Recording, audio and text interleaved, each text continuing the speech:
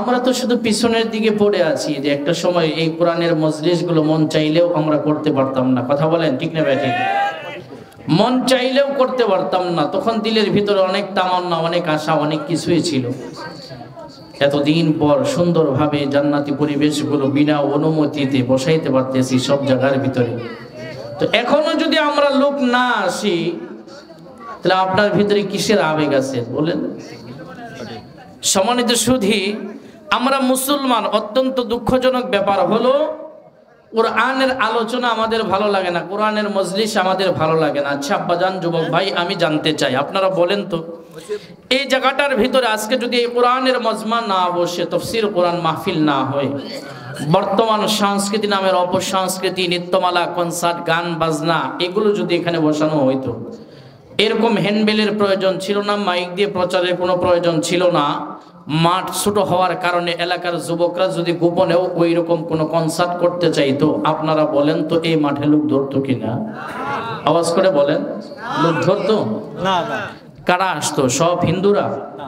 বলেন, সব হিন্দুরা আসতো না, মুসলমানের সন্তানরা আসতো। এমনকি এমনও হয়তো বা আছে আমাদের মধ্যেও, কোন হুজুর আমি আগে আগে থাকতাম। বড় দুঃখজনক ব্যাপার। আমরা মুসলমান, কোরআনের আলোচনাগুলো আমাদের ভালো লাগে না, কোরআনের মজমায় লোক হয় না, গানের ভিতরে লোকের অভাব হয় না। অথচ আমরা কি জানি যে আল্লাহ রাসূল সাল্লাল্লাহু আলাইহি সাল্লাম যখন কোরআন তিলাওয়াত করতেন, এই কোরআন থেকে মানুষদেরকে দূরে সরানোর জন্য কাফের মুশরিকরা বহু ষড়যন্ত্র করেছে। আল্লাহ রাসূল সাল্লাল্লাহু আলাইহি সাল্লামের তিলাওয়াত থেকে মানুষদেরকে দূরে সরানোর জন্য মারাত্মক পর্যায়ের ষড়যন্ত্র তারা করেছে। কখনো নবীকে তারা পাগল বলেছে, কখনো রাসূলকে তারা জাদুকর বলেছে। ঠিক না ভাই? ঠিক বলেন। কোনোভাবেই তারা সাকসেস হয় নাই। মানুষদেরকে কোরআন থেকে দূরে সরানোর জন্য সর্বশেষ যে মাধ্যমটা তারা বেছে নিয়েছিল, সেটা হলো গান। গানের মাধ্যমে মানুষকে কোরআন থেকে দূরে সরানো। বলুন নাউজুবিল্লাহ। আমার আপনার পয়গম্বর রাসূল করিম সাল্লাল্লাহু আলাইহি সাল্লাম যখন কোরআনুল কারীম তিলাওয়াত করতেন, যেই মানুষগুলা কোরআনের প্রকাশ্য বিরোধিতা করত, যেই মানুষগুলা কোরআনের প্রকাশ্য বিরোধিতা করত, আবু জেহেল, উতবা, সাইবা, মুসলমান হওয়ার আগে আবু সুফিয়ান, এই মানুষগুলো কোরআনের পক্ষে ছিল না বিপক্ষে ছিল? বুঝে থাকলে একটু জবান দিয়ে আওয়াজ দিবেন, যুবক ভাই যারা আছো। কোরআনের পক্ষে ছিল না বিপক্ষে ছিল? আবু জেহেল কোরআনের পক্ষে না বিপক্ষে? উতবা, সাইবা কোরআনের পক্ষে না বিপক্ষে? আবু সুফিয়ান মুসলমান হওয়ার আগে কোরআনের পক্ষে না বিপক্ষে? কোরআনের বিপক্ষে এরা ছিল, এরা বিপক্ষে ছিল। কিন্তু এরপরেও আমার আপনার পয়গম্বর যখন কোরআন তিলাওয়াত করতেন, এই মানুষগুলাই রাতের অন্ধকারে লুকায়া লুকায়া আল্লাহর পয়গম্বরের হুজরাখানার চতুর্পাশে দাঁড়ায়া মায়ার নবীজির বরকতি জবানের কোরআন তিলাওয়াত গুলো শুনতে পান। সুবহানাল্লাহ। দিনের বেলায় নিষেধাজ্ঞা করে দিতেন, মুহাম্মাদের কাছে কেউ যাবা না, তার তিলাওয়াত কেউ শুনবা না। আর রাতের বেলায় এই মানুষগুলাই আল্লাহর নবীর জবানের তিলাওয়াত গুলো শুনতো। সম্মানিত সুধী, রাত যখন শেষ হয়ে যাইত, একজন আরেকজন থেকে যখন বিদায় হয়ে যাবে, একে অপরের সাথে সাক্ষাৎ হয়ে গেত। কিও আবু সুফিয়ান তুমি এখানে? এই উতবা, সাইবা তুমি এখানে? লিডার আপনি এখানে? একজন আরেকজনের সাথে কথা চলতো যে আসলে আমরা যাই বলি, আব্দুল্লাহর ছেলে মুহাম্মদ যখন কোরআন তিলাওয়াত করে এত মজা লাগে, ঘরের ভিতরে আর থাকতে পারি না, তার তিলাওয়াত শোনার জন্য ছুটে আসি। কোন সুবহানাল্লাহ। এটা কোরআনের বিশেষ একটা মুজিজা। দেখেন না, একটা গান একবার, দুইবার, তিনবার, পাঁচবার, 10 বার, 100 বার, 200 বার শোনার পরে ওটার আর কোনো ভ্যালু থাকে না। ঠিক না ভাই? ঠিক বলে। কিন্তু আজ থেকে 1500 বছর আগের থেকে যে কোরআনুল কারীমের তিলাওয়াত চলছে, দুনিয়ার সব আপডেট হয়ে গেছে, কিন্তু এটার ভিতরে কোনো আপডেট করা হয় নাই। এখনো যদি তিলাওয়াত করা হয় মজা লাগে কি লাগে না বলেন? কোন মুসল্লি এটা বলে নাই হুজুর ১৫০০ বছর ধরে নামাজে দাঁড়ায় সূরা ফাতিহা চলতেই আছে, আমি ৪০ বছর ধরে পিছনে নামাজ পড়ি, আমি ইমাম সাহেবের পিছনে দৈনন্দিন সূরা ফাতিহা তেলাওয়াত শুনতেই আছি, দুনিয়ার সব আপডেট হয়ে গেল, আপনারা কি এটার একটু মডিফাই করতে পারেন না, একটু আপডেট করতে পারেন না? এখন পর্যন্ত কেউ বলছে? বলেন না। এখনো সেই সূরা ফাতিহাই নামাজ আগে তেলাওয়াত হয়, কিন্তু এক একজনের জবানে এক এক রকম লাগে, শুনতে মজাই লাগে, ঠিক না ঠিক করে? আবু জেহেল দেখলো সর্বনাশ, আমরা যদি এইভাবে আসি সাধারণ মানুষদের তো ফিরানো সম্ভব না, তাহলে কি করা যায়? আবু জেহেল বলে দিল, এই উতবা সাইবা সাবধান, আগামী কাল থেকে আর কেউ আসবে না, আব্দুল্লাহর ছেলে মুহাম্মদ যখন তিলাওয়াত করে কেউ আসবে না, আসলে তার কঠিন বিচার করা হবে। নেতাই নিয়ম করে দিছে, কেউ আসা যাবে না, যার যার মতো ঘরের ভিতরে চলে গেছে। পরের দিন সকালবেলা রাতের বেলায় আল্লাহর পয়গম্বর ঈশার নামাজের পরে যখন কালাম তিলাওয়াত শুরু করে দিয়েছে, উতবা সাইবা চিন্তা করে লিডার আজকে না করে দিছে, তার মানে নেতার যাবে না, শুধু আমরাই যাই, কেউ দেখবে না। আবু সুফিয়ান চিন্তা করে, আবু জেহেল যে কঠোর নিয়ম করে দিছে তার যাওয়ার কোনো সম্ভাবনাই নেই, আমি নিজে একটু যাই। আবু জেহেল চিন্তা করে, যে কঠোর হুঁশিয়ারি আমি দিয়া দিয়েছি কেউ যাবে না, আমি নিজে একটু যাই। কোন সুবহানাল্লাহ। এই যুগের ভিতরেও এমন কিছু নেতা আছে না নাই, যারা নিয়ম করে আগে মাদক চলবে না, নেশা চলবে না, দুর্নীতি চলবে না, ঘুষ চলবে না, সুদ চলবে না, নিয়ম করে আগে, কিন্তু কাজ তারাই করে আগে, ঠিক না ভাই? ঠিক। এদের কাজটা আবু জেহেলের কাজের লগে মিলছে নি? কোন তার নিয়মের সাথে মিলছে নি? মুসলমান ভাইয়েরা আমার, আল্লাহর পয়গম্বর যখন রাতের অন্ধকারে ঈশান নামাজ পড়ে আল্লাহর পয়গম্বর কুরআনুল কারীম তিলাওয়াত শুরু করেছে, এই সিরাজগঞ্জের আব্বাজান যুবক ভাইয়েরা আমার, দৈনন্দিনের মতো উতবা সাহেব আল্লাহর নবীর জবান থেকে তিলাওয়াত শোনার জন্য পয়গম্বরের ঘরের হুজরাখানার পিছনে দাঁড়ায়া যায়। আবু সুফিয়ান দৈনন্দিনের মতো করে আসিয়া আল্লাহর নবীর ঘরের হুজরাখানার ভিতরে দাঁড়ায়া যায়। হে যুবক ভাই, আবু জেহেল চিন্তা করলো যে কঠোর নিয়ম করেছি, অন্য কেউ আসবে না, আমি আজকে একা যাই। আবু জেহেল দাঁড়ায় পয়গম্বরের জবানের তিলাওয়াত গুলা শুনে, আমার মায়ার নবী যেই মাত্র তিলাওয়াত বন্ধ করে দেয়, এখন চিন্তা করে যার যার মতো বাড়ির ভিতরে ফিরে যায়। দৈনন্দিনের মতো যখন আল্লাহর পয়গম্বরের হুজরাখানা থেকে সব মানুষগুলা ফিরত যাবে, আজকেও আবার আবু জেহেল, উতবা সাইবা, আবু সুফিয়ান আবার একাত্র দেখা হয়ে যায়। একজন আরেকজনের দিকে তাকায় আর আশ্চর্য হয়ে যায়। আবু জেহেল ডাক কয়, কি রে উতবা, গতকাল না নিয়ম করে দিলাম এই জায়গার ভেতরে আর আসবা না, এ সাইবা কেমনে আসলা, আবু সুফিয়ান কেমনে আসলা? এরা ডাক কয়, নেতাজি আপনি হলেন আমাদের ভেতরে সবচাইতে বড় নেতা, আপনি যদি চুরি করেন, আপনি যদি বাটপারি করেন, আপনি যদি সন্ত্রাসী করেন, আপনি যদি খুন খারাপি করেন, আপনি যদি জুলুম করেন, তাহলে পাতি নেতা যেটি আছে এটি আর বলার দরকার নাই, এটি অটোমেটিক খুনি আর সন্ত্রাসী হয়ে যাবে, ঠিক না ভাই? ঠিক। আবু জেহেল ডাক কয়, নেতাজি আপনি নিজে নিয়ম করার পরে আপনি নিজে যদি মুহাম্মাদের তিলাওয়াত শোনার জন্য আসেন, আমরা আসলে দোষ কি বলেন? আমরা আসলে তো কোনো দোষ নাই। নেতাকে আপনি বলেন, আপনি নিয়ম করার পরে নিজে কেন মুহাম্মাদের তিলাওয়াত শোনার জন্য আগে আসলেন? আবু জেহেল ডাক কয়, শুনে নাও, যদিও এই মুহাম্মদ যে তিলাওয়াতটা করে এটার বিরোধিতা আমরা করি, যদিও কোরআনের বিরোধিতা আমরা করি, কিন্তু কসম করে বলি রে, আব্দুল্লাহর ছেলে মুহাম্মদ যখন এটারে তিলাওয়াত করে রে, আমার ভেতরে এত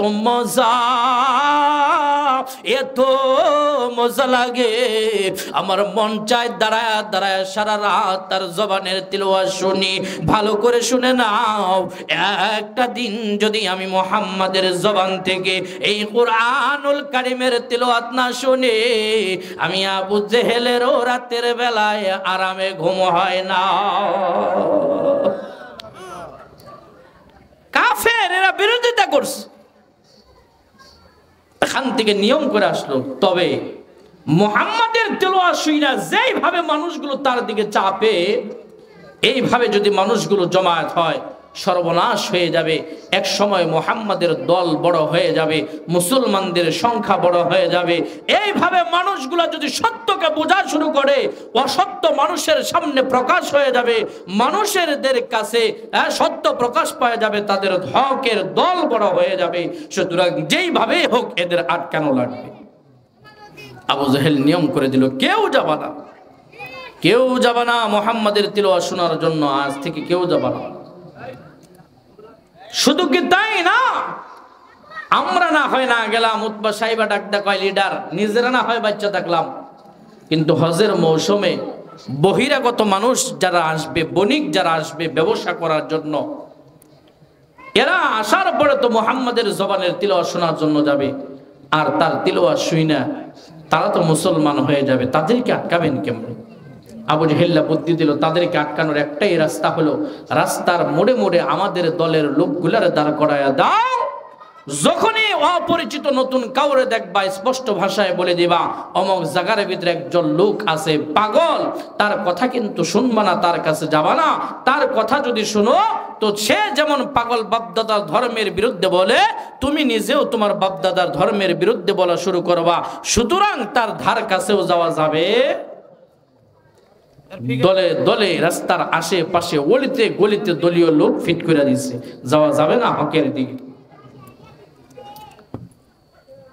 মুসলমান ভাইরা আমার, বাস্তবতায় হজের সময় যখন চলে আসলো গো, বহিরাগত বণিক, বহিরাগত হাজি এই মক্কার জমিনের ভিতরে যখন আসে, এই নেতাগুলো ডাকদা বলে অমুক জায়গার ভিতরে একজন লোক আছে যে কিনা নিজের বাপদাদার ধর্মের বিরুদ্ধে কথা বলে, তার কাছে কিন্তু যাওয়া যাবে না, তার কথা শোনা যাবে না। যদি শুনো তাহলে তার বাপদাদার ধর্মের যেমন বলে, তোমরাও তোমার বাপদাদার ধর্মের বিরুদ্ধে বলা শুরু করবা, তোমরাও পাগল হয়ে যাবা। সুতরাং কোন অবস্থাতেই তার কাছে যাওয়া যাবে না। এ মুসলমান, দুনিয়ার জমিনের ভেতরে যত পাগল আমরা দেখেছি, কোন পাগলকে দেখে দিলের ভিতরে মায়া লাগে, কোন পাগল দেখে দিলের ভিতরে একটু হাসি পায়, কোন পাগলকে দেখলে একটু আনন্দ লাগে, কিন্তু আজ পর্যন্ত আমাদের নজরে এমন কোন পাগল পড়ে নাই যেই পাগলরে দেখলেই তার মতো নিজেও পাগল হয়ে যাব। আওয়াজ করে বলেন ঠিক না বেঠিক? মানুষদের কানের ভিতরে যেই মাত্র এই কথা বলে, প্রত্যেকটা লোকের দিলের ভিতরে কৌতূহল জেগে যায়। এটা আবার কেমন পাগল, যেই পাগলকে দেখলে আমরা নিজেরাও পাগল হয়ে যাব। এমন পাগলটারে একটা নজর দেখা দরকার, যে মানুষটা আল্লাহর নবীরে দেখার জন্য যায়, আমার মায়ার নবীর চেহারার দিকে যেই মাত্র তাকায়া দেখে, মায়ার নবীর চেহারার দিকে তাকাইয়া ওই মানুষটাই আমার রাসূলের প্রেমের ভেতরে পড়ে যায়, ফিরতে পারে না। আল্লাহর পয়গম্বরের জবানের ভেতরে এই কুরআনুল কারীমের তিলাওয়াত শুনিয়া ওই মানুষটাই মুসলমান হয়ে যায়। ওই মানুষটা মুসলমান হয়ে যায়, কারণ কুরআন এটা শুধু হুদাল্লিল মুত্তাকিন না, এটা হুদাল্লিন নাস, সমগ্র ধর্ম অবলম্বনকারী সমস্ত মানুষের জন্য। কার জন্য? এটা হেদায়াত আল্লাহ পাক লিখে রাখছেন, হয়ে যাবে। দেখেন না, যার কারণেই তো বলা হয় মসজিদ মে যা রহে হে মন্দির মে জানে ওয়ালে, মন্দির মে যা রহে হে মসজিদ মে জানে ওয়ালে।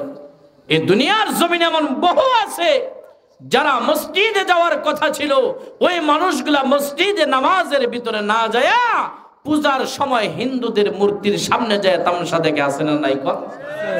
এমন বহু ইতিহাস আছে যে মানুষগুলো মন্দিরে থাকার কথা ছিল, কুরআনের সোহবতে এসে, কুরআনের ভালোবাসায়, কুরআনের প্রেমে পড়ে ইসলাম ধর্ম গ্রহণ করে মুসলমান হয়েছে, আছে না নাই বলে? এটা হুদাল্লিন নাস। ও মুসলমান, তারা বহু চেষ্টা করছে কোরআন থেকে মানুষকে দূরে সরানোর জন্য, কিন্তু সরাইতে পারে নাই। লাস্ট মুহূর্তে সিদ্ধান্ত নিল কি, লাস্ট মুহূর্তে আমি যেটা বুঝাইতে চাইছি, সিদ্ধান্ত নিল আবু জেহেল্লা কয় তাহলে কেমনে ঠেকানো যায়। উতবা সাইবা এরা তো একটু ইয়াং ছিল, যুবক ছিল, এদের বুদ্ধিটা একটু ভিন্ন রকম। ডাকদা কয় লিডার, আমাদের মাথায় একটা বুদ্ধি চাপছে, আমার মনে হয় মানুষদেরকে এইভাবে হাজারো দাওয়াত দিয়া কোরআন থেকে দূরে সরানো সম্ভব না, তবে এই রাস্তাটা অবলম্বন করলে মানুষদের ফিরানো সম্ভব। কেমনে? যে সেটা হলো, দেখেন বর্তমান জামানার ভিতরে কোন শিল্পীর সবচাইতে ভালো কণ্ঠ, কে জনপ্রিয় একজন গায়ক, তাকে আমরা হায়ার করে আনবো। আনার পর আব্দুল্লাহর ছেলে মোহাম্মদ যেই জায়গার ভিতরে কোরআন তিলাওয়াত করে, তার পার্শ্ববর্তী একটা জায়গার ভিতরে আমরা দাঁড় করায় দেব, সে বাদ্যযন্ত্র বাজায় গান গাবে, মানুষগুলা দাঁড়ায় দাঁড়ায় গান শুনবে, আব্দুল্লাহর ছেলে মোহাম্মদ পর্যন্ত কোরআন তিলাওয়াত শুনতে যাবে না, ফলে তারা মুসলমানও হবে না, গানের কাছেই আটকে যাবে। জবান বন্ধ নয়, আওয়াজ করে বলুন নাউজুবিল্লাহ।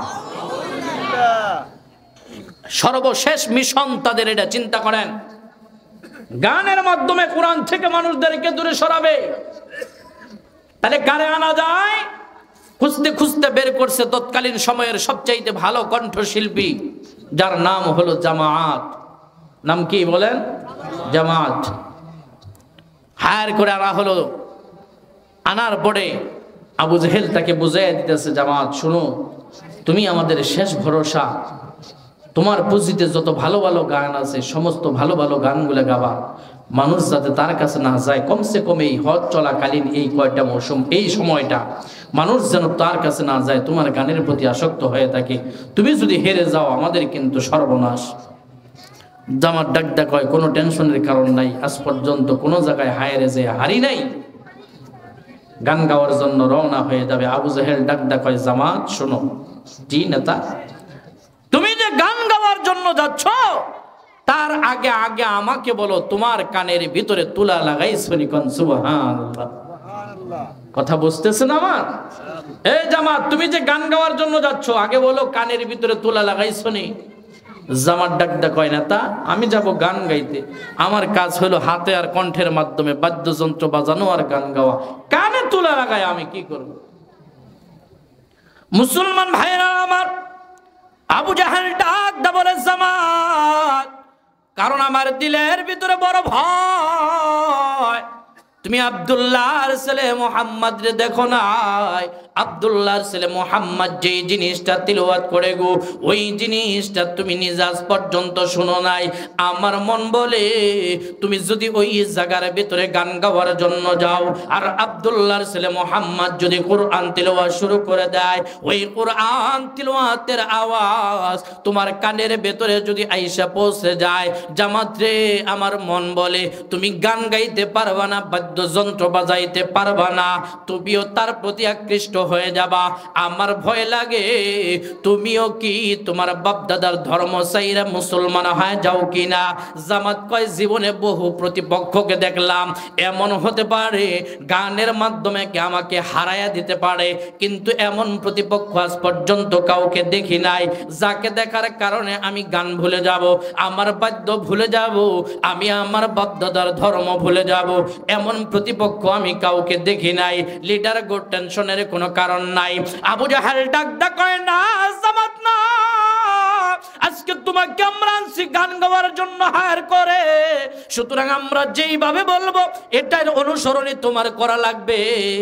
এ জামাত, আমাদের পক্ষ থেকে নির্দেশ হলো কানের ভিতরে তুলা লাগাইয়া যাও, দুইটা কানের ভিতরে তুলা লাগাইয়া আমার আব্বা জান আল্লাহর পয়গম্বর যেই জায়গার ভিতরে কালামে পাক তিলাওয়াত করে গো, আমার রাসূল যেই জায়গার ভিতরে বসে বসে আল্লাহ পাকের কোরআনুল কারীম তিলাওয়াত করে, জামাত ওই দিকে রওনা হয়ে গেল।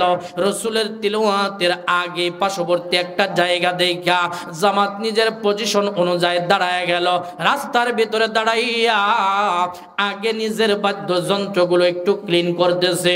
তাকায়া দেখবেন আপনাদের এলাকার হাটের ভিতরে অনেক ক্যাম্পাসাররা আছে ওষুধ বিক্রি করার জন্য, মানুষদেরকে জমায়েত করার জন্য, গান বাজনা কিছু করার আগে কিন্তু আগে সারিন্দা নারিন্দা যা আছে এটার ভিতরে প্যাপু কিছু পোজ দেয় কি দেয় না? কথা কয় না, দেয় কি দেয় না? জামাত নিজের বাদ্যযন্ত্রগুলো একটু ভাও করতেছে, এমনি সময় আল্লাহ পাক তার কল্পটারে আস্তে আস্তে ঘুরায় দিতেছে। জামাত এবার চিন্তা করতেছে, যেই মানুষটার বিপক্ষে আমি গান গাওয়ার জন্য আসলাম, ওই মানুষটার কথা শুনলে নাকি আমি গান গাইতে পারবো না, ওই মানুষটার কথা শুনলে নাকি আমি বাদ্যযন্ত্র বাজাইতে পারবো না, তাহলে আমার একটু শোনা দরকার, দেখি না ওই মানুষটা কি বলে। এই চিন্তা করিয়া যেই মাত্র জামাত আস্তে করে নিজের ডান কান থেকে তুলাটা টান দিয়েছে, আমার মায়ার নবীর বরকতি জবানের কোরআনের তিলাওয়াতের আওয়াজটা জামাতের কণ্ঠে, জামাতের কানের ভিতরে আইসা লাগিয়া গেছে। যেই মাত্র কানের ভিতরে আসছে,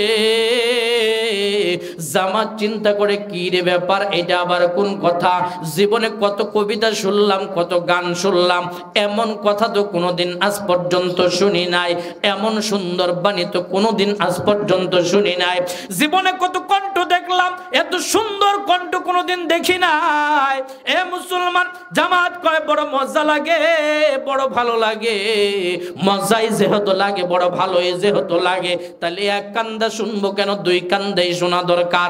আমার আব্বা জান জামাত আস্তে করে নিজের বাম কানের তুলাটা টান দিয়েছে, আমার রসুলের কোরআনের তিলাওয়াতের আওয়াজটা এবার জামাতের দুই কান্দে যখন আওয়াজ শুরু করছে, আমার রসুলের তিলাওয়াতের আওয়াজের ভিতরে এত মজা, জামাত নিজের আর কন্ট্রোল করতে পারে নাই, আল্লাহ রসুলের আবেগের ভেতরে পড়ে গেছে।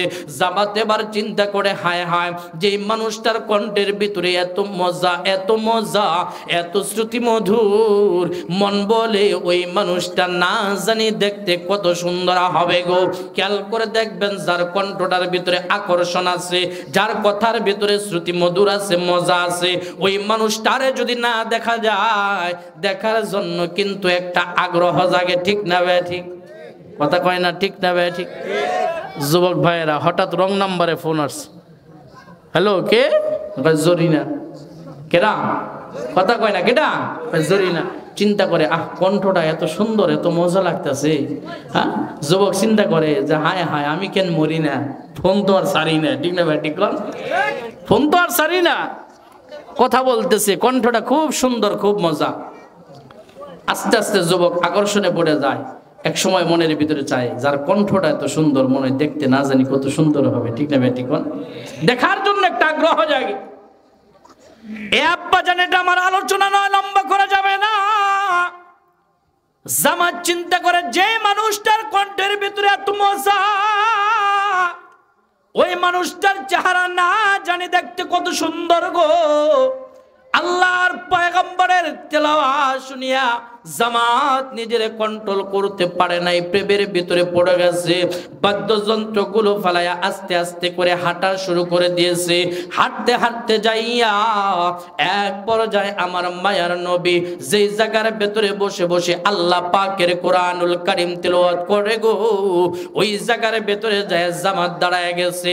যাইয়া যেই মাত্র আমার রাসূলের চেহারাটা একটা নজর দেখছে, আমার মায়ার নবীর চেহারার দিকে তাকাইয়া জামাত আশ্চর্য হয়ে গেছে। হায় হায়, কোন মানুষের বিরোধিতা করার জন্য আমি আসলাম? আমি যে মানুষটার বিরোধিতা করার জন্য আসছে, এত সুন্দর চেহারাওয়ালা মানুষ তো আমি দুনিয়াতে আর কোনোদিন দেখি নাই। আল্লাহর কসম করে বলে, আসমানের নিচে জমিনের উপরে যে এত সুন্দর চেহারার মানুষ হয়, এই মানুষটারে না দেখলে আমি কোনোদিন কল্পনাও করতে পারতাম না কার বিরোধিতা করার জন্য আমি আসছি। জামাত আল্লাহ নবীর সামনে দাঁড়ায়া দাঁড়ায়া দুইটা চোখের পানিগুলো সেরে সেরে কান্না করতেছে, মায়ার নবীর তেলাওয়াত গুলো শুনতেছে। আবার রাসূল হঠাৎ করে তেলাওয়াতটা বন্ধ করবে, সামনের দিকে তাকায়া দেখে জামাত আমার নবীর সামনে দাঁড়ানো।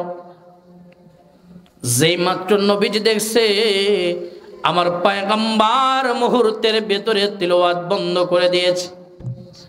আল্লাহর পয়গম্বর ডাকতে বলে, জামাত, বুঝলাম না তুমি আসছো গান গায়া মুসলমানদেরকে বিপক্ষে এ জামাত তুমি তো আসছো গানের মাধ্যমে মানুষদেরকে আল্লাহর কোরআন থেকে দূরে সরাইতে, গানের মাধ্যমে মানুষদেরকে আল্লাহর কোরআন থেকে পৃথক করে দিতে। জামাত রে, গান না গায়া কেন আমার সামনে দাঁড়ায় দাঁড়ায়া দুইটা চোখের পানি ফেলে বিনিয়ে বিনিয়ে কান্না করো? আমি জানতে চাই। জামাত ডাক ডাকায় রাসূলুল্লাহ, নবী গো আলাপন পড়েও করা যাবে। ও পয়গম্বর, তিলওয়াত বন্ধ করবেন না, তিলওয়াত বন্ধ করবেন না, আমার বড় মজা লাগে। নবী গো আমার বড় ভালো লাগে, আপনি তিলওয়াত চালাইতে থাকেন। আল্লাহর নবী ডাক ডাক কয় না জামাত আগে বলো, গান বাদ দেখেন, এই জায়গার ভেতরে আসছো আগে জানতে চাই, না হলে তিলওয়াত চলবে না। এক পর্যায়ে জামাত ডাক ডাক কয় পয়গম্বর, বাস্তবে আসছিলাম গানের মাধ্যমে মানুষদেরকে আল্লাহর কোরআন থেকে দূরে সরায় দেওয়ার জন্য, কিন্তু যেই মাত্র কোরআনের তেলাওয়াতটা আমার কানের ভিতরে পৌঁছাইছে, আমার দিলটা মুহূর্তের ভিতরে ঘোরায় দিয়েছে। এ সিরাজগঞ্জের আব্বাজান যুবক ভাই, আমি শুধু বুঝানোর জন্য আপনাদের বলে, হযরত ওমর রাদিয়াল্লাহু তাআলা আনহু, এ মুসলমান বগুড়ার ভাইরা আমার একটা কথা খুব ভালো করে বুঝবেন। হযরত ওমর রাদিয়াল্লাহু তাআলা আনহু আল্লাহর নবীর মাথা কাটার জন্য তরবারি নিয়ে বের হয়ে গেছিল।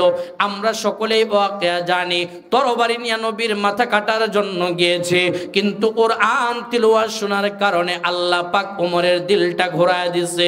নবীর মাথা কাটে নাই, ওমর নিজের মাথাটারে আল্লাহর পয়গম্বরের সামনে যায় দেয়া দেয়, নবী গো এই যে তরবারিটা নিয়ে আসছিলাম আপনার কল্লা কাটার জন্য, আজ থেকে ইসলামের বিরুদ্ধে কোনোদিন আর এই তরবারি চলবে না।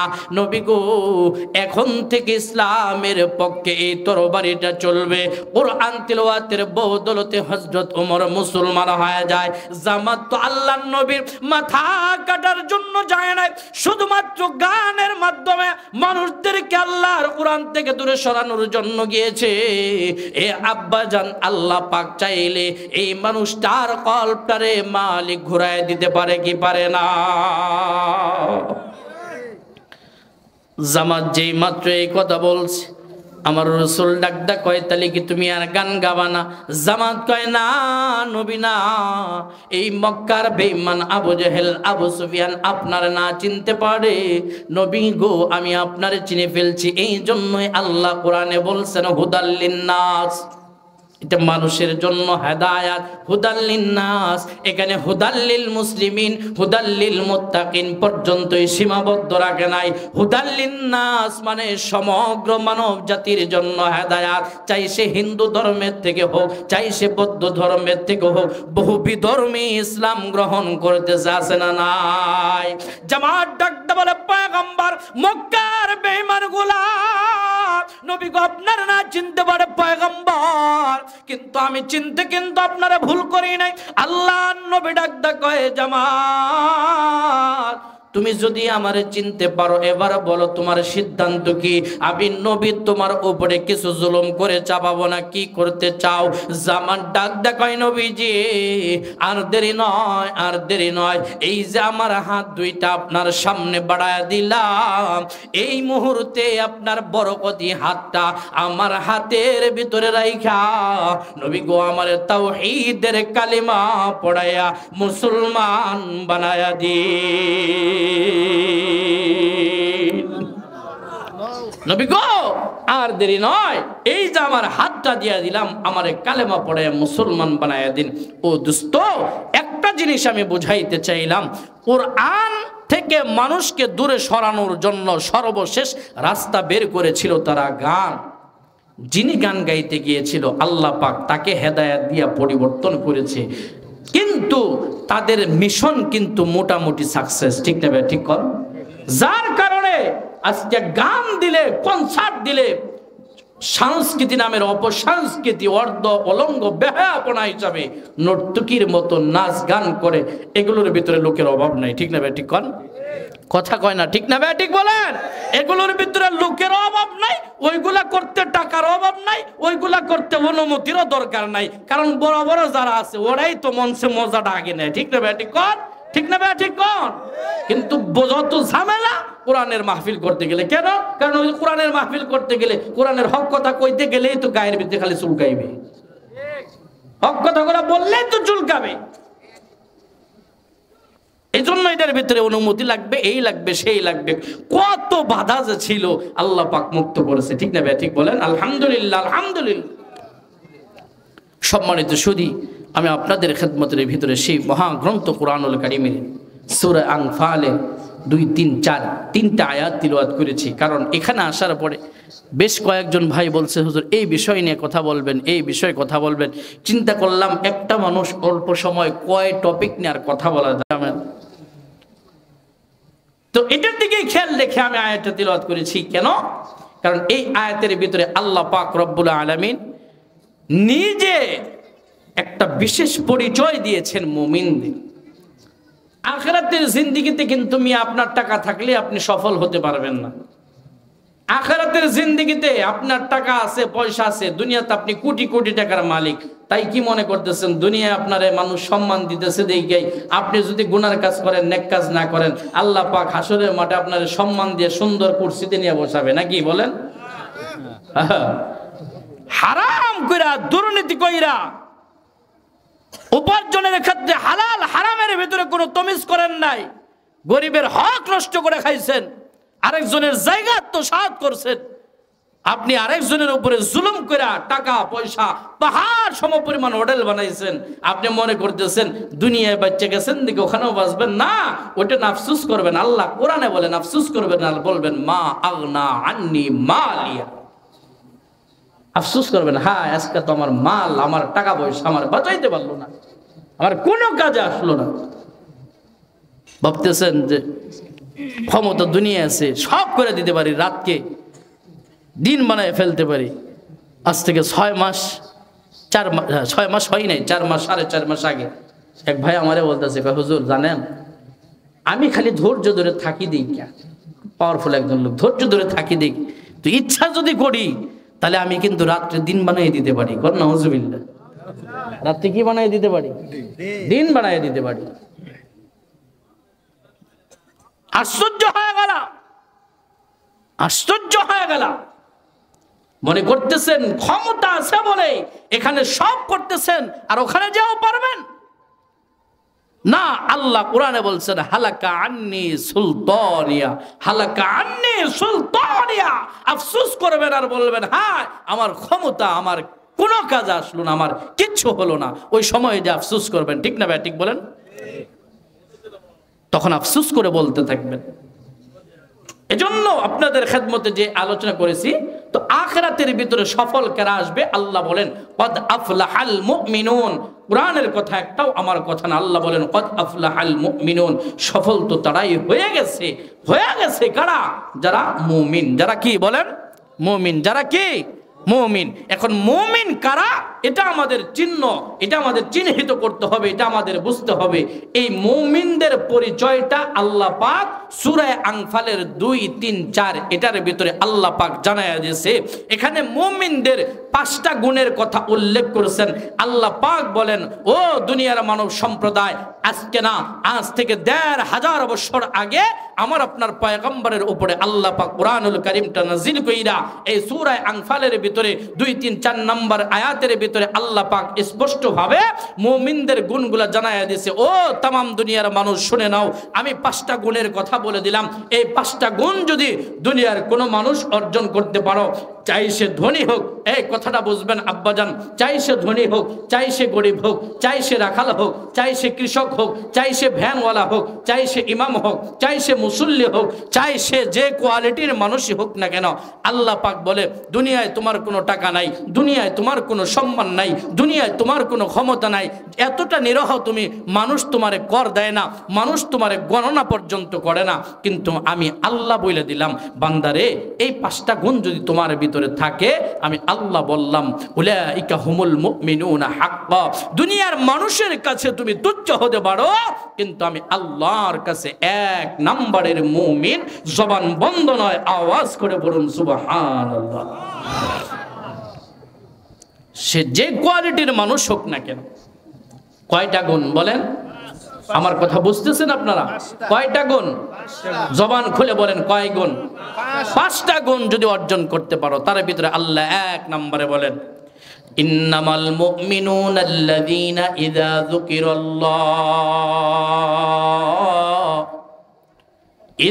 যুকিরাল্লাহু ওয়াজিলাত কুলুবুহুম। মুসলমান ভাইরা আবার মুমিন বান্দাদের গুণগুলো বর্ণনা করতে যায়, যে 5টা গুণ আল্লাহ পাক কোরআনুল কারীমের মাধ্যমে জানায়া দেয়, তার ভিতরে 1 নম্বরে গুণ বর্ণনা করতে যায় আল্লাহ পাক জানায়া দেয় মুমিনের 1 নম্বর গুণ হলো মুমিন বান্দার সামনে যখন আল্লাহ পাকের নাম নেওয়া হবে, মুমিন বান্দার সামনে যখন আল্লাহ পাকের জিকির করা হবে, মুমিন বান্দার সামনে যখন পরকালের আলোচনা করা হবে, মুমিন বান্দার দিলের ভেতরে তখন আল্লাহ পাকের ভয় ঢুকে যাবে। তার সামনে যখন আল্লাহ পাকের নাম নেওয়া হবে, পরকালের আলোচনা করা হবে, 1 নম্বর গুণ হলো তখন তার দিলের ভিতরে কি হবে বলে? আল্লাহর ভয় ঢুকে যাবে, কবরের ভয় ঢুকে যাবে, জাহান্নামের ভয় ঢুকে যাবে। এই আয়াতের ব্যাখ্যার ভিতরে কারি তৈয়ব সাহেব রাহমাতুল্লাহি আলাইহি লেখে, শুধুমাত্র ভয় তৈরি হবে এমন নয়। এ যুবক ভাই, আব্বাজান আমার দিকে নজর দেন, কুরআনের মজলিসের ভেতরে ভিন্ন কোনো দিকে নজর দিবেন না। আব্বাজান দিলটারে নরম করে আমার দিকে একটু নরম দিয়ে কথাগুলো বোঝার চেষ্টা করবেন। মুমিনের 1 নম্বর গুণটা আল্লাহ পাক বর্ণনা করেছেন, মুমিন বান্দার সামনে যখন আল্লাহ পাকের নাম নেওয়া হবে, মুমিনের দিলের ভেতরে পরকালের ভয় ঢুকে যাবে, আল্লাহর ভয় ঢুকে যাবে। কারি তৈয়ব সাহেব রাহমাতুল্লাহি আলাইহি এটার ব্যাখ্যার ভিতরে লেখেন, শুধুমাত্র ভয় ঢুকবে বিষয়টা এমন নয়। কেমন ভয় ঢুকবে? কেমন ভয় ঢুকবে বলে, এতটা ভয় তার দিলের ভেতরে আসবে, মানুষ অতিরিক্ত ভয় পাওয়ার কারণে দেখবেন হঠাৎ করে জাগ দিয়া শরীরের লোমগুলা পর্যন্ত দাঁড়ায় যায়। কারি তৈয়ব সাহেব রাহমাতুল্লাহি আলাইহি লেখেন, এই পরিমাণ ভয় তাদের দিলের ভেতরে ঢুকবে, ভয়ের কারণে মানুষের গায়ের লোমগুলা পর্যন্ত দাঁড়ায় যাবে, খাড়ায় যাবে, এতটা ভয় একটা মানুষের ভিতরে ঢুকবে। এই আব্বাজান এই জায়গার ভিতরে আল্লাহ পাক 5টা গুণের কথা বর্ণনা করছেন, তার ভিতরে সর্বপ্রথম কেন ভয়ের কথা বলল? বুঝার বিষয় হলো, যে মানুষটার ভিতরে আল্লাহর ভয় ঢুকে যায়, যেই মানুষটার ভিতরে কবরের ভয় ঢুকে যায়, যেই মানুষটার ভিতরে হাসরের ভয় ঢুকে যায়, যেই মানুষটার ভিতরে মালিকের ভয় ঢুকে যায়, ওই মানুষটা দুনিয়ার জমিনের ভিতরে কোনোদিন অপরাধ করতে পারে না, ওই মানুষটা কোনোদিন নামাজ ছাড়তে পারে না। যেই মানুষটা আল্লাহরে ভয় করে, যেই মানুষটার হাসর নাসর ভয় করে, ওই মানুষটা গরিবের উপরে কোনোদিন অত্যাচার করতে পারে না, ওই মানুষটা কোনোদিন নিরহের উপরে জুলুম করতে পারে না, ওই মানুষটা কোনোদিন গুনার কাজ করতে পারে না।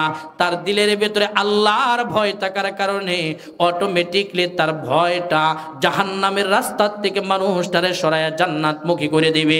যেই নেতার ভেতরে আল্লাহর ভয় থাকবে, ওই নেতা কোনোদিন আরেকজনের হক নষ্ট করবে না। এ মুসলমান, রাগ করবেন না, কারো প্রতি আমার আদাওয়াতি নাই। আব্বাজান পায়ের ভেতরে হাত দা বলে, যেই ইমাম সাহেবের ভেতরে আল্লাহর ভয় থাকবে, সে মুসল্লিদের হক কোনোদিন নষ্ট করবে না। যেই মুসল্লিদের ভিতরে আল্লাহর ভয় থাকবে, সে কোনোদিন ইমামের হক নষ্ট করবে না। এ মুসলমান, যে মা বাবার ভিতরে আল্লাহর প্রকৃত ভয় থাকবে, সন্তানের হক কোনোদিন নষ্ট করবে না। যেই সন্তানের ভেতরে আল্লাহ পাকের ভয় থাকবে, মা বাবার হক কোনোদিন নষ্ট করবে না। যেই তার ভিতরে, রাষ্ট্রের ভিতরে যখন আল্লাহর ভয় ঢুকে যাবে, সে কোনোদিন জনগণের সাথে দুর্নীতি করবে না। বুঝে থাকলে আওয়াজ করে বলেন, কথা ঠিক না বে ঠিক? যেমনি ভাবে খলিফাতুল মুসলিমিন হযরত উমর ফারুকের ভিতরে ছিল, খলিফাতুল মুসলিমিন হযরত উমর ফারুক রাদিয়াল্লাহু তাআলা আনহু, তিনিও কিন্তু রাষ্ট্রপ্রধান ছিলেন। এ আব্বাজান, লম্বা আলোচনা নয়, গভীর মনোযোগ দিয়ে এদিক ওদিক না তাকায়া কথাগুলো শুনবেন। খলিফাতুল মুসলিমিন হযরত উমর নিজেও কিন্তু রাষ্ট্রপ্রধান ছিল। এ মুসলমান, শুধুমাত্র এমন একটা দেশের নয়, যিনি গোটা সাজিরাতুল আরবের সুলতান ছিলেন, এমন এমন রাষ্ট্রপ্রধান থাকার পরেও দিলের ভেতরে তাকওয়াটা কেমন ছিল জানোনি? দিলের ভেতরে আল্লাহর ভয় কেমন ছিল নি? এ আব্বাজান, দিলটার ভেতরে এই পরিমাণ ভয় ছিল গো, এই পরিমাণ মালিকের ভয় ছিল। নিজের জিন্দেগিটারে এমন ভাবে পরিচালনা করেছে যাতে করে জনগণের কোনোদিন কষ্ট না হয়, জনগণের হক যেন কোনোদিন নষ্ট না হয়, সর্বদা চিন্তা করে মাথার ভিতরে রেখে কাজটা করতেন। কথা বলেন ঠিক না ভাই? ঠিক আওয়াজ করে কোন ঠিক না ভাই? ঠিক। কতটা ভয় করতেন। কিতাবের ভিতরে আসছে মুসলমান ওমর ফারুক রাদিয়াল্লাহু তাআলা আনহু, তিনি যখন রাষ্ট্রপ্রধান, রাষ্ট্র পরিচালনা করে রাষ্ট্রের সরকার, এ আব্বাজান খলিফাতুল মুসলিমিন ওমরের সন্তান হযরত আব্দুল্লাহ রাদিয়াল্লাহু তাআলা আনহু, একমাত্র কলিজার টুকরা সন্তান। আপনাদের এলাকার ভিতরে মসজিদের ইমাম সাহেবরা সকাল বেলায় মসজিদের ভিতরে মক্তব পড়ায়, এমন আছে না নাই? ফুরকানিয়া মাদ্রাসা যেটারে বলে, আছে না নাই? বলেন। খলিফাতুল মুসলিমিন ওমরের ছেলে আব্দুল্লাহ রাদিয়াল্লাহু তাআলা আনহু, তিনি মসজিদের মক্তবের ভিতরে কিতাব পড়ার জন্য যান, কুরআন শিক্ষা করার জন্য যান। ছোট মানুষ, গায়ের ভিতরে যে কাপড়টা গায়দা যায়, আব্বাজান কিতাবের ভিতরে আসছে ওই জব্বা পাঞ্জাবিটার ভিতরে একটা দুইটা নয়, তিনটা নয়, বহুগুলো সিরা গেছে। এই সিরাগুলোর ভিতরে তিনি কাপড় দিয়া শিলি করে জোড়া লাগায়া লাগায়া মক্তবের ভিতরে যায়।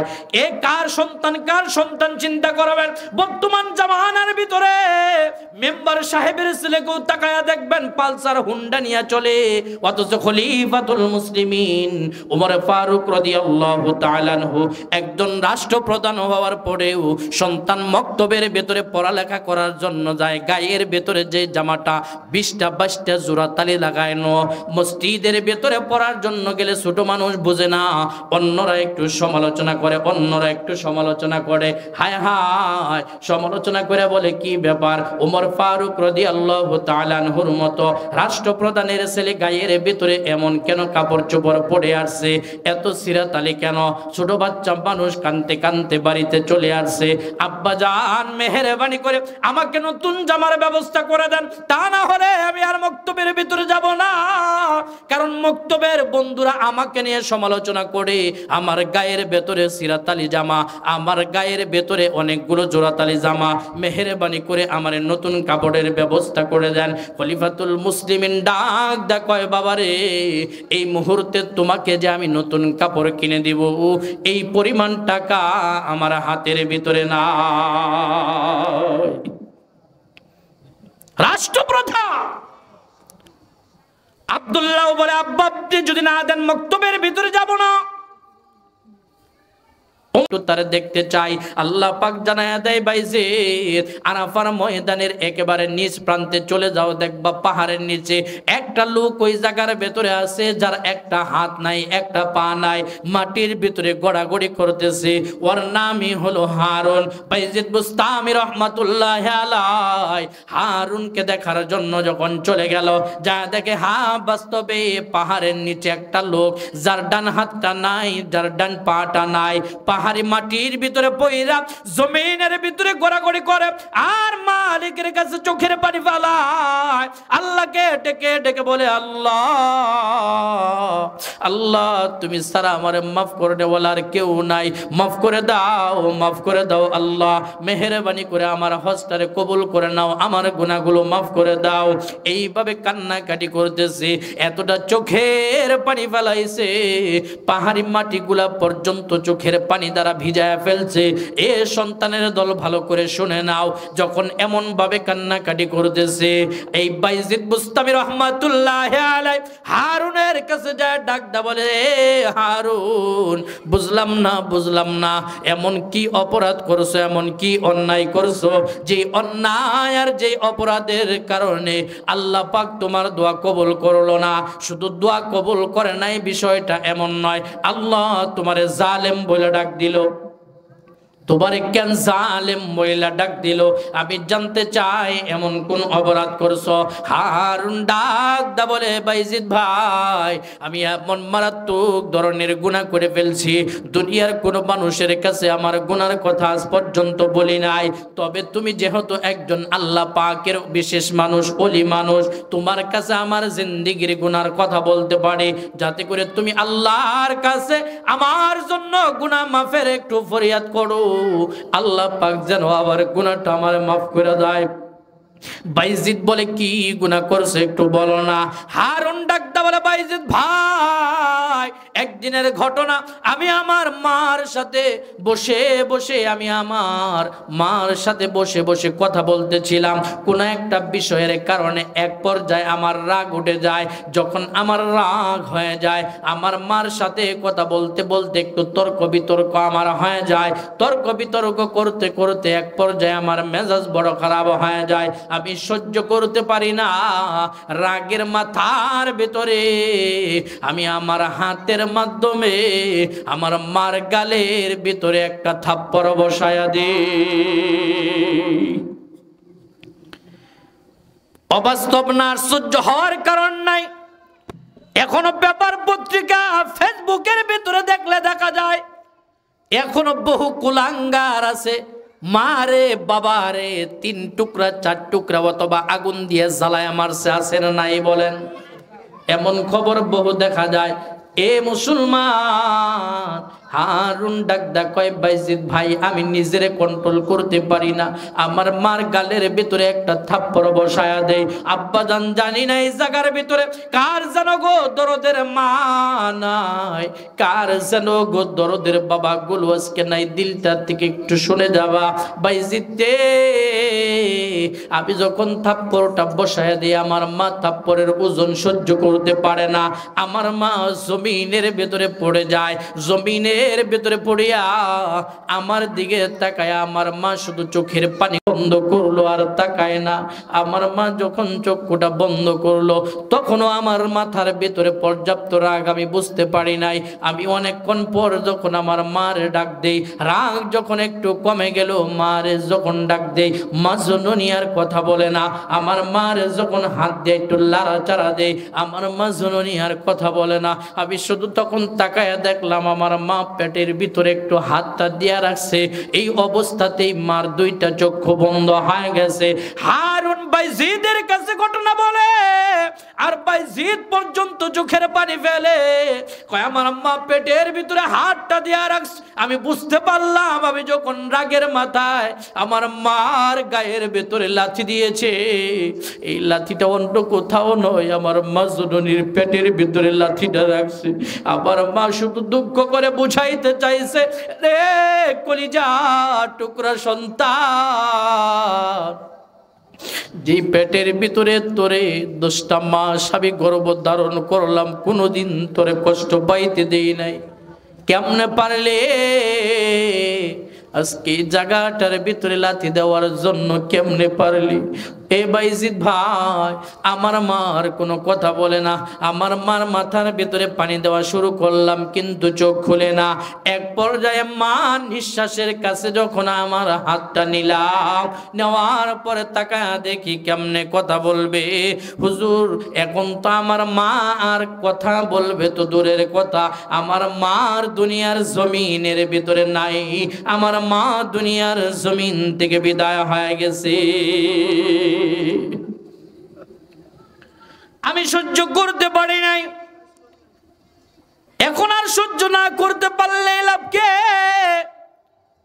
এক পর্যায়ে বাইজিদ ভাই, আমি নিজের ভুলটারে বুঝতে পারলাম। এখন যতই কান্নাকাটি করি না কেন, আমার গর্ভধারিণী জনম দুঃখিনী মা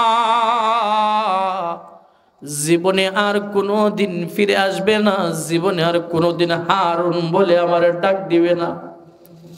আমি আমার ভুল বুঝতে পারলাম। বুঝার পরে নিজের থেকে অনুতপ্ত করলাম, না না, যে হাত দিয়ে আমি আমার মার গায়ের ভেতরে আঘাত করেছি, এই কলঙ্কিত হাতটা দুনিয়ার কোনো মানুষকে আমি আর দেখাবো না। ভাইরে, যার কারণে বাম হাত দিয়ে নিজের হাতটা নিজে কেটে ফেলেছি, দেখতেছো আমার একটা পা নাই। ও বাইজিদ ভাই, যে পা দিয়ে আমার মার লাথি দিয়ে দুনিয়ার জমিন থেকে বিদায় করেছি, চিন্তা করেছি এই পাটা কোনোদিন আর কোনো মানুষকে আমি দেখাবো না, যার কারণে আমার পাটা আমি নিজেই কেটে ফেলে দিয়েছি। ও বাইজিদ ভাই, এরপর থেকে বাড়ি ঘর সব কিছু চাইরা আমি আতরনুলা মানুষ আরাফার ময়দানে ভিড়ের ভিতরে যাইতে পারি না, যার কারণে পাহাড়ের নিচে পইরা পইরা আমার আল্লাহরে ডাকে, আল্লাহ মাফ করে দাও, মাফ করে দাও। ও মালিক, তুমি সারা মাফ করনে ওয়ালার কেউ নাই, মালিক আমারে মাফ করে দাও। এইভাবে চোখের পানিগুলো ফালায় আমি কান্না করতেছি। ও ভাই, এরপরে তো তুমি সব জানো। বাইজিদ বুস্তামে ডাক ডাকায়, আল্লাহ অপরাধটা যত বড় করেছে মালিক, তওবাটাও তো কম করে নাই। নিজের হাতটা নিজে কেটে ফেলে দিয়েছে, পাটা নিজে কেটে ফেলে দিয়েছে। বাইজিদ দে আল্লাহ পাককে ডাকদা বলে, আল্লাহ তুমি কি হারুনকে মাফ করে দিবা না? আল্লাহ পাক বাইজিদকে জানায়া দেয়, বাইজিদ ভালো করে শুনে নাও, যতক্ষণ পর্যন্ত এই হারুনের মা হারুনকে মাফ না করে দিবে, ততক্ষণ পর্যন্ত আমি আল্লাহ তারে মাফ করব না। এ মুসলমান আব্বা জান, জানি না কার যেন মা নাই, এই জায়গায় কার যেন দরদের বাবা নাই। ও বাবা, এমন সন্তান আছে বলতে পারেন, হুজুর গো মা বাবা যখন ছিল মা বাবার খেদমত করতে পারি নাই। হুজুর মা বাবা ছিল তখন বুঝি নাই। হুজুর গো মা বাবা ছিল তখন কামাই ছিল না, কিছু করতে পারি নাই। মা বাবার সাথে খারাপ আচরণ করে ফেলছি, এখন তো কবরে চইলা গেছে, এখন কি করব? আল্লাহর নবী বলেন, তাহলে এই সকল মা বাবাদের জন্য বেশি থেকে বেশি ইসালে সওয়াবগুলো তুমি দুনিয়ার জমিন থেকে পাঠাও। কারণ মানুষের জন্য সব চাইতে বিপদ মুহূর্ত জায়গা হলো কবর। এই কবরের ভিতরে কোনো সন্তান যখন ইসালে সওয়াব পাঠায়, বেশি বেশি করে জিকির আজগার করে সওয়াবগুলো ইসালে সওয়াব পাঠাও, বেশি বেশি করে দান সদকা করে ইসালে সওয়াবগুলো পাঠাও, বেশি বেশি করে কোরআনুল কারীম তেলাওয়াত করে ইসালে সওয়াবগুলো পাঠাও। মা বাবার কবর যদি জাহান্নামে হয়ে থাকে, এই সন্তানদের আমলগুলো যখন মা বাবার কবরে যাবে, মা বাবার কবরে যাওয়ার কারণে আল্লাহ পাক এই সন্তানের আমলগুলোরে কেন্দ্র কইরা মা বাবার কবর চির জান্নাতি বানায়া দিবে। বেশি বেশি করে সালে সওয়াব পাঠাও, বেশি বেশি করে দান সদকা করো, এগুলো মা বাবার কবরে যাবে আর মা বাবা মাপ পাওয়া যাবে, মা বাবা জান্নাতি হয়ে যাবে। 2 মিনিট আর একটা ওয়াকিয়া আপনাদের শোনাই। ও ভাই, হাসান বসরি রহমাতুল্লাহ আলাইহির জামানায় দরদের একজন মা, তার স্বামী নাই, শুধুমাত্র একটা মেয়ে আছে। এই মেয়েটারে নিয়ে এসে বসবাস করে। বুঝেন তো, স্বামী নাই, শুধু একটা মেয়ে, আর কোনো সন্তানও নাই। তাহলে মাটা এই সন্তানটারে কেমন ভালোবাসতে পারে? মেয়েটার মুখের দিকে তাকায়া এই মা দ্বিতীয়বার আর কারো কাছে বিবাহ শাদী পর্যন্ত বসে নাই, মেয়েকে নিয়ে খাইতেছে। কিন্তু মালিকের কুদরত বোঝা যায় না, হঠাৎ করে এই মেয়েটা একদিন দুনিয়ার জমিন থেকে বিদায় হয়ে গেছে। মার আগে বাবারা আগে সন্তান মারা গেছে। ও ভাই, দাদার আগে নাতিপুতি দুনিয়ার থেকে চলে গেছে, মনে আছে না নাই বলেন? আছে না? আল্লাহর এই বান্দির মেয়েটা যখন দুনিয়ার জমিন থেকে চলে গেল, মাটার সন্তান হারানোর কারণে পাগল পাড়া হয়ে গেল, পাগল পাড়া। মাটা একটা দিন মেয়েটারে ছাড়া থাকতে পারে নাই, পাগল পাড়া হয়ে গেছে। কেমনে দেখবে, কেমনে দেখবে? একদিন মসজিদের ইমাম সাহেবের কাছে চইলা গেছে, হুজুর গো আমার একটা আমল বইলা দেন, যে আমলের মাধ্যমে আমার কলিজার টুকরা মেয়ের কবরের হালতটা একটু জানতে পারি, আমার আমল বলে দেন। হুজুর কয়, আমি এরকম কিছু জানি না, তবে আপনি জামানার যুগ শ্রেষ্ঠ বুজুর্গ হাসান বসরির কাছে যাইতে পারেন। হাসান বসরির কাছে যা বলে, হুজুর বড় আশা নিয়ে, দিলের ভেতরে বড় আশা নিয়ে আপনার কাছে আসছে। হুজুর গো মেহেরবানি করে আমার একটা আমল বলে দেন, যে আমলটার মাধ্যমে আমার মেয়েটারে আমি একটা নজর দেখতে পারবো। হাসান বসরি কয় এমন কোনো আমল আমার জানা নাই, তবে হ্যাঁ একটা আমল তোমারে বলে দিলাম, খুব বেশি বেশি করে নামাজের পরে দরুদের আমল করবা, বেশি বেশি করে দরুদের আমল করবা, দরুদ পড়বা, যাও চলে যাও। লোকটা তাই করা শুরু করে দিল, দরুদের আমল করে, দরুদের আমল করে। একদিন রাতের বেলা মা ইশার নামাজ পড়ে দরুদের আমল করে ঘুমায় গেছে। ঘুমের ঘরে স্বপ্নে দেখে কলিজা টুকরা সন্তান মেয়েটা তার সামনে হাজির হয়ে গেছে, তবে এমন ভাবে হাজির যেটা মা কোনোদিন কল্পনাও করছাল না। তাকায় দেখে মেয়েটা জাহান্নামের ভিতরে বড় কষ্টে আছে, একেবারে জাহান্নামের আগুনে পড়ে কালো কুষ্টি হয়ে গেছে, মর্মান্তিক যন্ত্রণার ভিতরে আছে। মেয়েটা ডাক দেখে মা জাহান্নামের ভেতরে বড় কষ্টে আছি গো মা, বড় কষ্টে আছি। এই মাটার ঘুম ভেঙে গেছে, এমন ভাবে ঘুম ভাঙছে পাগলের মতো করে কান্নাকাটি করতেছে। মেয়েটার এই অবস্থা দেখে পাগলের মতো কান্নাকাটি করতেছে। পরের দিন সকাল বেলায় দৌড়ায় গেছে হাসান বসরির কাছে, ওগো আল্লাহর ওলি আমল বললেন মেয়েটার দেখলাম, তবে কবরের ভেতরে বড় কঠিন অবস্থা, বড় জাহান্নাম। হুজুর গো এমন একটা আমল বলে দেন না যে আমলটার মাধ্যমে আমার মেয়েটা নাজাত পাওয়া যায়। হাসান বসরি ডাক কয় যাও যাও, তুমি বেশি বেশি করে আল্লাহর রাস্তায় দান করে দাও, কারণ আল্লাহর নবী বলছেন দান সদকার মাধ্যমে যেমন দুনিয়ার মুসিবত দূর করে দেওয়া হয়, তেমন কবরের মুসিবত গুলো দূর করে দেওয়া হয়। মাটা চলে গেল। এই মার যত সম্পদাদি ছিল সবগুলা তো মেয়ে পাইতো, সমস্ত সম্পদাদিগুলা এলাকার মসজিদের ভেতরে, মাদ্রাসার ভেতরে, গরিব দুঃখী এতিমদের ভেতরে সব কিছু দান করা শুরু করে দিয়েছে। এ মুসলমান এই দানগুলা যখন করা শুরু করে দিয়েছে, হঠাৎ করে হাসান বসরির সামনে তাকায় দেখে জান্নাতি মুকুট পরা, জান্নাতি পরিবেশে একটা নারী হাসান বসরির ঘুমের ভেতরে স্বপ্ন যুগে হাজির। হাসান বসরি আর সহ্য হয়ে গেল, কে তুমি, নজরটারে টান দিয়ে ফেলছে কে? মেয়েটা ডাক দেয় কয় হুজুর গো আপনি কি আমারে চিনেন নাই? কয় কেমনে চিনব, দেখি নাই। এই মেয়েটা ডাক দেয় কয় হুজুর আমি ওই মেয়ে যার ব্যাপারে আমার মা কয়েকদিন আগে আপনার কাছে আসছিল। হাসান বসরি কয় বুঝলাম না, তুমি মিথ্যাবাদী না? মা মিথ্যাবাদী, কারণ তোমার মা বলল তুমি জাহান্নামের ভেতরে বড় কষ্টে, কিন্তু আমি দেখতেছি তুমি জান্নাতের ভেতরে বড় আরামে। মেয়ে ডাক দেয় কয় হুজুর আমার মাও মিথ্যাবাদী না, আমিও মিথ্যাবাদী না। হ্যাঁ এতদিন বাস্তবে আমি কঠিন আযাবের ভেতরে ছিলাম, কিন্তু এই যে আপনি যে দানের কথা বলে দিয়েছেন, আমার মা দান করার কারণে আল্লাহ পাক আমারে মাফ করিয়া আমার কবরটা জান্নাতের বাগান বানায়া দিয়েছে। এ আব্বা জানের জন্য যাদের মা বাবা কবরে চলে গেছে, এই মজলিসের ভিতরে